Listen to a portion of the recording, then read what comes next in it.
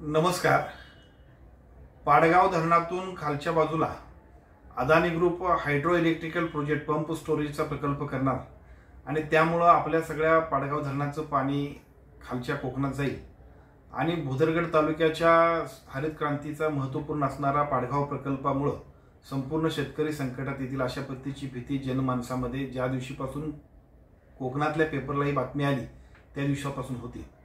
यानंतर सर्वच लोकांच्या मध्ये, विशेषतः शेतकऱ्यांच्या मध्ये, तरुणांच्या मध्ये, सर्व पक्षीय नेत्यांच्या मध्ये एक अस्वस्थता होती। या सगळ्या अस्वस्थतेला सातत्यानं वेगवेगळ्या पद्धतीनं निवेदनं, मोर्चा, आंदोलनं आणि आम्ही लोकप्रतिनिधी म्हणून आम्ही सगळ्यांनी सुद्धा केलेल्या प्रयत्नानंतर, या राज्याचे मुख्यमंत्री आणि उपमुख्यमंत्र्यांना आपण दिलेल्या निवेदनानंतर आणि लोकभावना लक्षात घेऊन अदानी ग्रुपनं हा प्रकल्प थांबवण्याचा निर्णय घेतलेला आहे। या प्रकल्पाबद्दलच्या एकूण सगळ्या भूमिका आणि भावना आणि जनमानसाचा एकूण कल लक्षात घेता आपण हा प्रकल्प थांबवतोय असं पत्र त्यांनी आजच कलेक्टरना दिलंय आणि त्याची एक कॉपी मला सुद्धा त्यांनी दिली। ती कॉपी आपण सगळ्यांच्यासाठी प्रकाशित करतोय।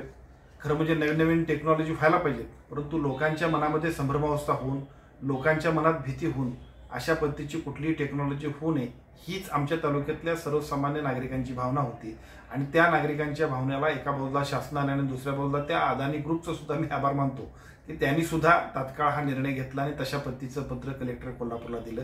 भविष्य काळामध्ये सुद्धा या पाडगाव धरणाच्या एकूण पाण्याचा प्रत्येक थेंब या तालुक्यातल्या सगळ्या शेताला अधिकाधिक हिरवगार करण्यासाठी जितकं काम करता येईल तेवढं करण्याचा संकल्प सुद्धा हा प्रकल्प थांबवताना आपण करूया। आणि तमाम तालुकावासियांना मी या निमित्तानं आज हा अदानी ग्रुपचा प्रकल्प थांबलेल्याबद्दल निश्चितपणानं जे काही पत्र दिलंय त्या सगळ्या पत्राची माहिती देतो।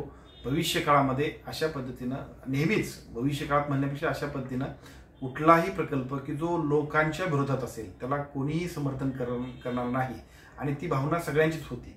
भले त्यांचं असं म्हणणं होतं, त्या कंपनीचे सन्माननीय अधिकारी आम्हाला भेटले आणि तो प्रकल्प कसा योग्य आहे असं ते सांगायचा प्रयत्न करत होते, पण आम्ही त्यांना सांगितलं की आमच्या तालुक्यातल्या प्रत्येक नागरिकांच्या मनामध्ये प्रचंड अस्वस्थता आहे की आमचं पाणी कदाचित तुम्ही खाली न्याल, त्यामुळे कोणत्याही किमतीवरती हा प्रकल्प आम्ही होऊ देणार नाही। आणि त्या सगळ्या लोकभावनेला जागून आजच्या या अदानी ग्रुपने दिलेल्या पत्रामुळे लोकभावनेचा विजय झालाय म्हणायला काही हरकत नाही। या पत्राच्या अनुषंगानं भविष्य काळामध्ये पाडगावातलं पाणी अदानी ग्रुपला देण्याचा प्रश्न उद्भवणार नाही। फक्त माझी सर्वांना विनंती आहे की आज सुद्धा वाघापूरपर्यंत आपलं हक्काचं पाणी, त्यानंतर खाली 1 TMC पाणी पाडगावमधलं आपल्याला वापरता येते। अधिकाधिक प्रकल्पाचा उपयोग आपल्या तालुक्यातल्या प्रत्येक शेतकऱ्यांना करून घेण्यासाठी सुद्धा या आंदोलनाच्या निमित्तानं आपण सगळेजण प्रयत्न करूया, एवढीच विनंती करू।